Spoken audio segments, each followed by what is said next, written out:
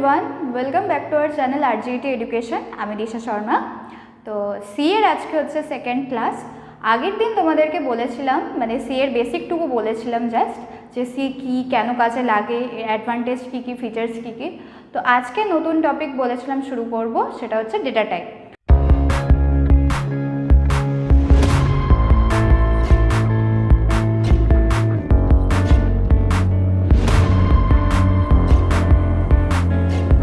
তো data type জিনিসটা কি না, আমরা ধরো যে ইনপুট হিসেবে যেটাকে আর কি নেব, ইনপুট আর কি যেটা দেব সেটা কেমন টাইপের হবে সেটাকেই বলা হয় হচ্ছে ডেটা টাইপ।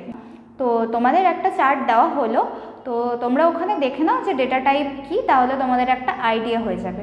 তাহলে ডেটা টাইপ কি জিনিসটা তো বলেই দিলাম। এবার তোমরা এই চার্টটা দেখতে পাচ্ছ, চার্টে দেখো ডেটা টাইপকে তিন ভাগে ভাগ করা হয়েছে। একটা হচ্ছে প্রিমিটিভ টাইপ, একটা হচ্ছে ডিরাইভ টাইপ, আর একটা হচ্ছে কি ইউজার ডিফাইন্ড টাইপ। প্রিমিটিভ টাইপের মধ্যে কটা ভাগ না, চারটে ভাগ। ক্যার, ইন্ট, ফ্লোট বা ডাবল, আর একটা হচ্ছে ভয়েড। আচ্ছা, এগুলো কি জিনিস? ক্যার কি না, যেটা সিঙ্গেল ইনভার্টেড কমার মধ্যে থাকবে, মানে সিঙ্গেল ইনভার্টেড কমার মধ্যে তোমরা যদি কোনো লেটার দাও বা কোনো অ্যালফাবেট দাও সেটাকেই বলা হয় হচ্ছে ক্যারেক্টার। এবার হচ্ছে কি ইন্ট। ইন্ট মানে দশমিক ছাড়া যে সমস্ত সংখ্যা, মানে ধরো 2, 3, 4, 5 এইগুলোকে বলা হয় হচ্ছে ইন্ট। ইন্টের ফুল ফর্ম কি? ইন্টিজার। এবার আসছে হচ্ছে ফ্লোট। ফ্লোট বা ডাবল। ফ্লোট বা ডাবল হচ্ছে যেগুলো আমরা দশমিক দিয়ে বলবো। দশমিক দিয়ে বলবো মানে হচ্ছে দশমিক দিয়ে যে সমস্ত সংখ্যা হবে, যেমন ধরো 2.22, 2.33 এরকম। আর ভয়েড মানে হচ্ছে এমটি, যেখানে কিছু থাকবে না, খালি। এবার হচ্ছে ডিরাইভ টাইপ। এর তিনটে ভাগ আছে, একটা হচ্ছে সাইন্ড, একটা হচ্ছে আনসাইন্ড, আর একটা হচ্ছে কি না লং ডাবল। তো সাইন্ড আর আনসাইন্ডের আবার চারটে ভাগ আছে। তো সাইন্ড কি না, সাইন্ড হচ্ছে যেগুলোতে প্লাস এবং মাইনাস দুটো ভ্যালুই নেবে। আর আনসাইন্ড কি, যেখানে শুধুমাত্র প্লাসের ভ্যালুটাই নেবে।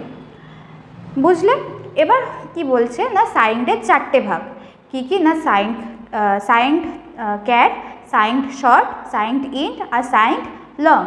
দেখো একইভাবে সবগুলোই রয়েছে কিন্তু আনসাইন্ড দিয়ে। তো এই তিনটে ভাগ দেখলে, সাইন্ডের যে চারটে ভাগ দেওয়া আছে চারটে, সেগুলো সাইন্ড ক্যার আছে, সাইন্ড শর্ট আছে, সাইন্ড ইন্ট আছে, আর হচ্ছে সাইন্ড লং আছে।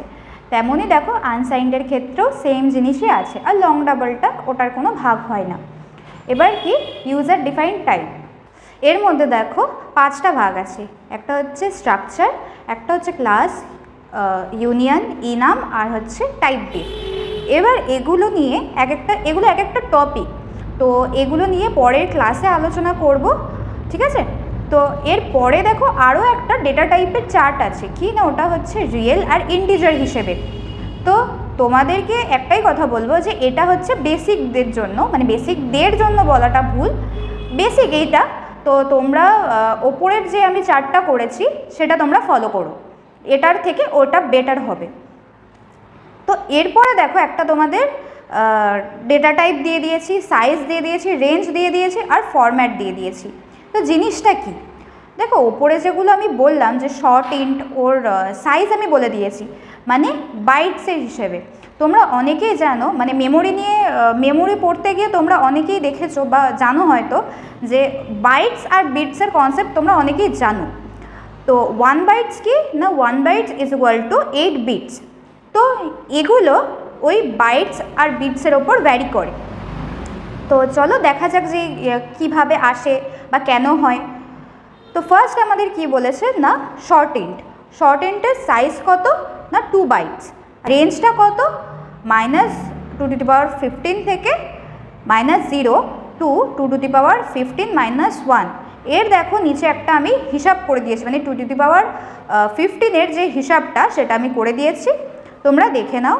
আর এর ফরম্যাটটা কি না, এর ফরম্যাটটা তোমরা %i বা %d দিয়েও করতে পারো।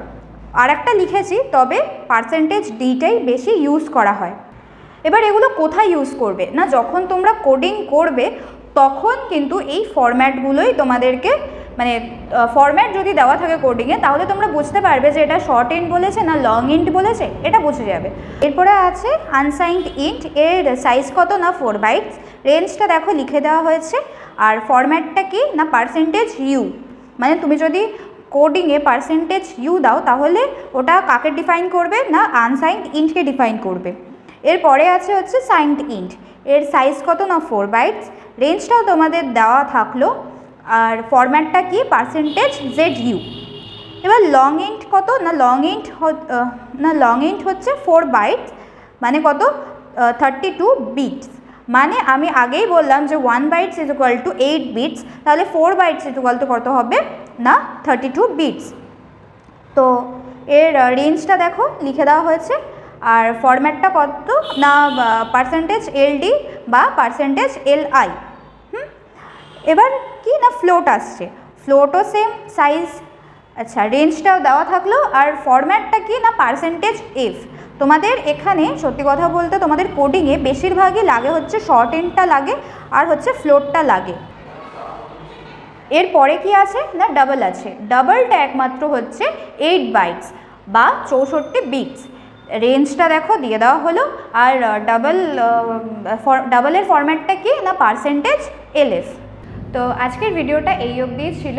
ভিডিওটা ভালো লাগলে একটা লাইক করে দিও, যদি তোমাদের কোনো কোয়ারিজ থাকে তাহলে সেগুলো কমেন্টে জানাতে পারো। তো আর চ্যানেলে নতুন হলে চ্যানেলটাকে সাবস্ক্রাইব করে দিও। তো ঠিক আছে, চলো টাটা।